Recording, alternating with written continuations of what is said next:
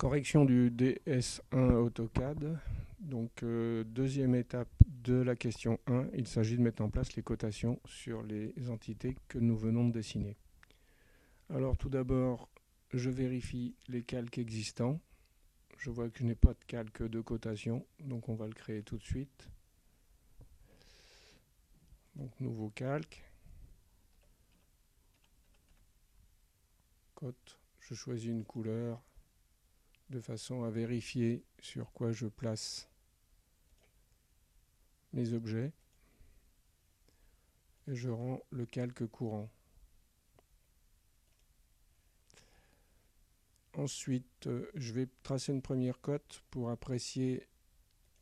Je vois que j'ai qu'un seul style de cote.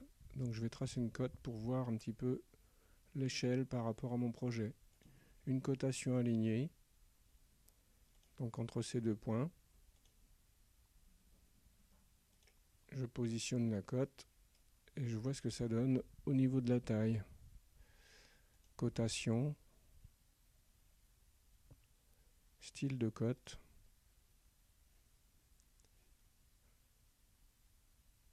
nouveau.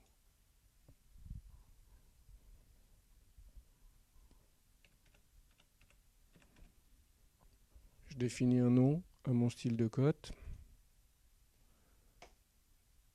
Ajuster, utiliser l'échelle générale. Et là, je choisis un facteur en correspondance avec ce que je souhaite et par rapport à ce que j'ai vu dans la disproportion de ma cote. Donc ici, je vais essayer un 0.2. OK. Fermé.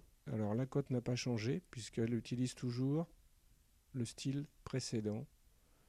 Donc je lui attribue le style que je viens de créer. On voit que les dimensions sont appropriées. Je vais maintenant pouvoir utiliser ce style de cote pour coter les autres objets.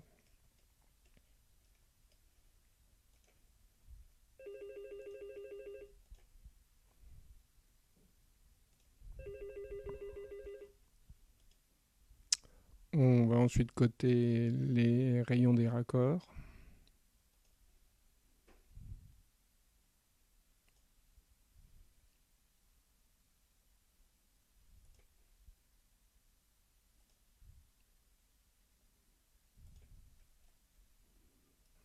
Et enfin la largeur des marches.